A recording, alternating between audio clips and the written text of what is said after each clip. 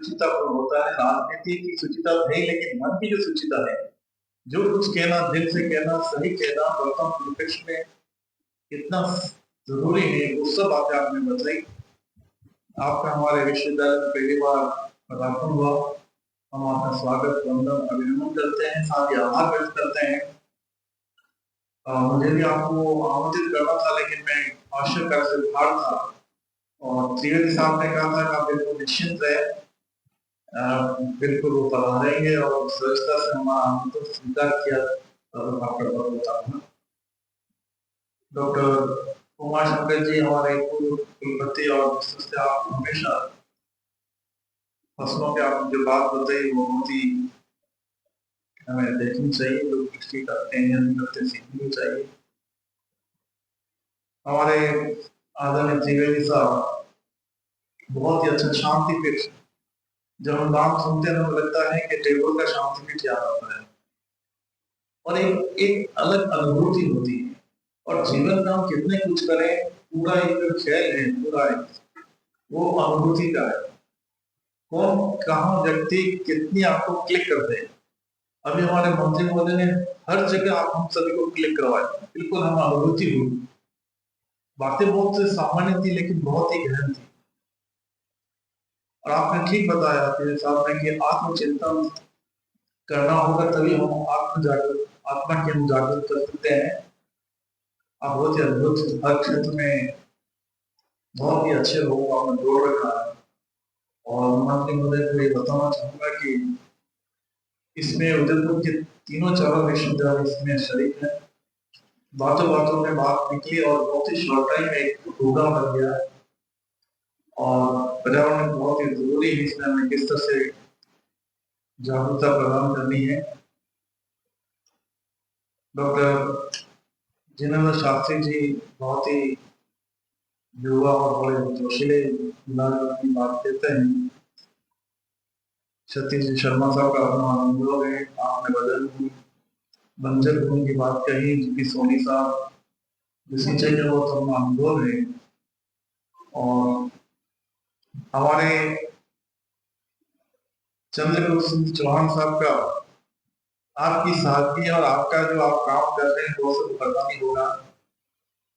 एक बहुत ही अद्भुत काम अपना एक एनजीओ के माध्यम से, सोनीला एनजीओ के नाम से कर रहे हैं और हमेशा उसमें लगे रहते हैं। और सबसे बड़ी बात यह है कि आपने उसमें काम करने के लिए समय से पहले बीआरएस ले लिया, क्योंकि आपको लगता है कि मैं शायद उधर बैंक में भी पूरा अगर जस्टिफाई नहीं करूँ तो मुझे छोटा चाहिए। और मैंने यदि कोई अभियान चलाया है, कोई उद्देश्य लेकर कोई एनजीओ बनाए हैं, तो वहाँ जो गरीब और अनाथल है, जिनके माता पिता नहीं होते हैं, और मुझे बहुत ही अनेक बार जाने का सौभाग्य मिला। तो आपका बहुत वंदन, अभिनंदन। हमारे यहाँ पे सभी जो विशिष्ट जन है उनका भी स्वागत, अभिनंदन करता हूँ। हमारे विश्वविद्यालय के registrar, deputy registrar, assistant registrar, control examination, dean PG, director, principal, HOD, सभी का स्वागत, वंदन, अभिनंदन।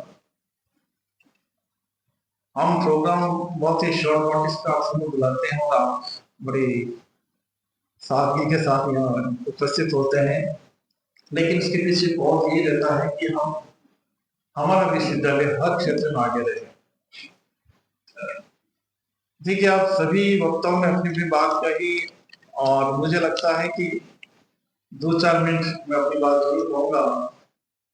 और मैं थोड़ा सा, क्योंकि जागरूकता कैसे होनी चाहिए, क्या कुछ प्रॉब्लम किस तरह से हम फेस कर रहे हैं, वो सब चीजें अपनी जगह नहीं है। लेकिन मेरा ऐसा मानना है कि जो मानवीय गतिविधियां हो रही हैं और उनके प्रभाव से जो हमारी पृथ्वी को हम हरित पृथ्वी या स्वच्छ पृथ्वी करना चाहते हैं, या कह सकते हैं कि हम इस प्रकृति को कैसे संरक्षित रखें, तो मुझे लगता है कहीं भी हमें जो हमारा वैदिक दृष्टिकोण है उसमें जाना होगा। और आप देखिए कि मंत्री महोदय वो सभी वक्ताओं में जो हमारे भारतीय ज्ञान परंपरा है, जो 8 वाक्य है कि भाई किस तरह से, देखिए आप जब तक हमारी आने वाली पीढ़ी को हम ये नहीं बताएंगे कि वास्तव में हमारी उत्पत्ति कैसी हुई और ये पर्यावरण का कंसेप्ट कैसे आया। आप देखिए कि सबसे पहले मानते हैं कि व्यष्टि, व्यक्ति, उसके बाद समष्टि की बात करते हैं तो लोग उसमें आता है, सृष्टि जगत उसमें आता है, और उसके बाद परमेष्टि आता है। तो इस जगत में, इस सृष्टि या जो भी माने हम, सृष्टि में दो बातें महत्वपूर्ण हैं, एक है आत्मा, एक है परमात्मा। तो ये आत्मा और परमात्मा के बीच का जो चक्र है, उस चक्र में हम क्या क्या हमें करना चाहिए, उसमें भौतिकता में क्या क्या हम गड़बड़ कर रहे हैं, तो उससे पहले हम जिन तत्वों से बने हैं उसको हमें फोकस करना पड़ेगा। और हम सभी जानते हैं कि जब ईश्वर एक था तो ईश्वर ने कल्पना करी, संकल्पना करी एक से अनेक होने की, अंधकार से प्रकाश लाने की। और जब एक से अनेक हुए तो सबसे पहले आवश्यकता हुई कि आकाश की उत्पत्ति हुई, और आकाश के बाद आकाश से वायु हुई, और वायु से तेज अग्नि उत्पन्न हुई, और फिर जल आया, और फिर हमारा पृथ्वी आई। और पृथ्वी आने के बाद ये लगा कि जब तक हम औषधियों और वनस्पतियों का नहीं देखेंगे तो आगे नहीं बढ़ पाएंगे, और फिर उसके बाद अन्न और फिर पुरुष उत्पन्न होगा। मैं सब बात इसलिए बता रहा हूं कि कहीं कहीं हमें हमारी जो इस सृष्टि को बनाने में और बिगड़ने में, क्योंकि ऐसा माना जाता है कि सृष्टि कई बार बनी और कहीं बिगड़ी है, जिसको हम अपना अथवा ध्यान ही लगा सकते हैं। अभी शास्त्री जी ने बताया था कि एक पेड़ की क्या वैल्यू है, मैं उसी बात को थोड़ा सा, वो सभी बातें आपने सुन रखी है, लेकिन मत्स्य पुराण में कितनी अच्छी बात कही गई है कि यदि हम पेड़ों की वैल्यू समझते हैं या पेड़ लगाने से जो फल मिलता है उसकी बहुत अच्छी सुंदर व्याख्या की है।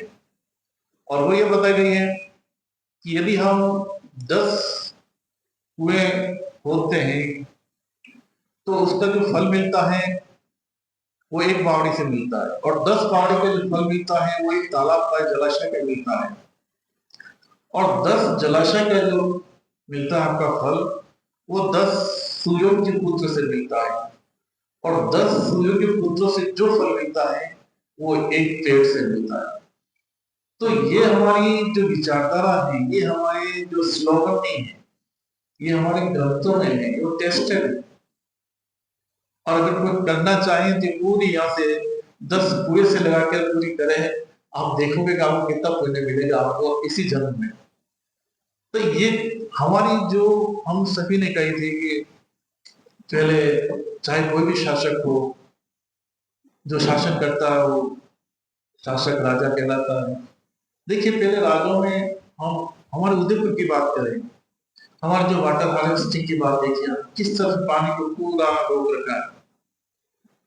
तो पहले होता क्या था, पहले शहर बसाने से पहले वहां की पूरी एक सर्वे होता था कि वहां की आबोहवा कैसी है, वो पानी के स्रोत कैसे हैं, वहां का हवा का रुख कैसा है। अब देखिए कि बहुत सी बार हम ऐसी जगह बसे थे वहां हवा आती नहीं है, तो ये सभी चीजें उसमें देखी जाती थी। और आज क्या है कि जैसे मंत्री महोदय ने भी पूरा एक अपने आप में बड़ी दुख प्रकट किया, और आज हम जिस तरह से कॉलोनी को काट रहे हैं, आप देखिए कि अभी आप यहीं से बाहर निकले, देवाली से बाहर निकले आप, तो लेफ्ट राइट दोनों में जो एग्रीकल्चर लैंड है, डॉक्टर देवेंद्र सिंह जी इसमें वो कर रहे थे, तो कानून देखिए, एग्रीकल्चर जहाँ हमारे आज करीब आप देखिए 8 अरब के आसपास पॉपुलेशन है, और ऐसा अंदाजा नहीं कि 2050 तक ये 10 हो जाएगा। हमारे जो रिसोर्सेज हैं वो केवल 2 अरब के लिए हैं। अब उसके लिए हम सब क्या कर रहे हैं, मल्टीप्लाई कर रहे हैं। अब अन्न को किस तरह से हम उपयोग कर रहे हैं वो आप सब देख रहे हैं, आज क्या स्थिति हो गई है।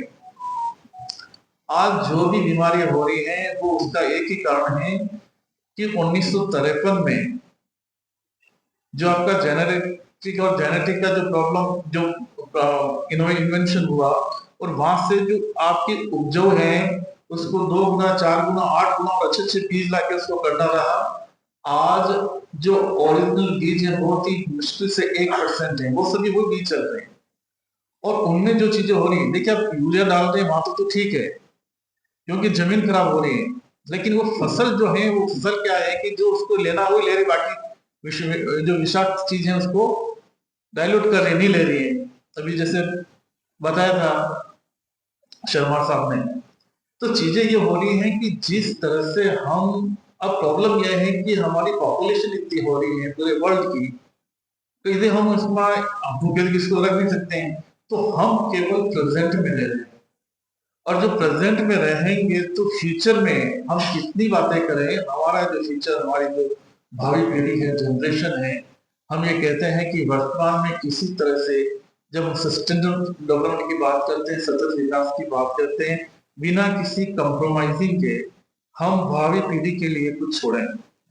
अब इसमें मुझे थोड़ा सा लगा कंप्रोमाइज करना ही नहीं, मतलब हमें हमारी चीजें लेनी है, तो इसमें करके त्याग की बात होनी चाहिए, लेकिन इसकी डेफिनेशन देखें आप, तो इसमें है कि वर्तमान में बिना किसी कंप्रोमाइज के फ्यूचर के लिए हमको छोड़े।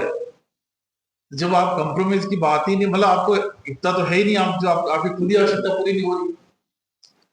तात्पर्य है कि बहुत सी बार अभी बीच में कोई आए थे, उन्होंने बहुत अच्छी बात कही कि साहब आप बहुत सी बार कपड़े पहन के निकले हो आप घर से, 1 घंटे बाद वापस घर चले गए, वो क्या साहब आपकी ड्रेस आपको 3 दिन 4 दिन पहननी चाहिए, और प्रेस कैसे करते हो आप? हम एक एक चीज का यूज कर रहे हैं, हम इलेक्ट्रिसिटी यूज कर रहे हैं, हम जो भी यूज कर रहे हैं उसका परिणाम हमारे बहुत है। आज कोई भी प्लास्टिक बन रही है तो 300-400 साल तक वो प्लास्टिक नष्ट ही नहीं होगी,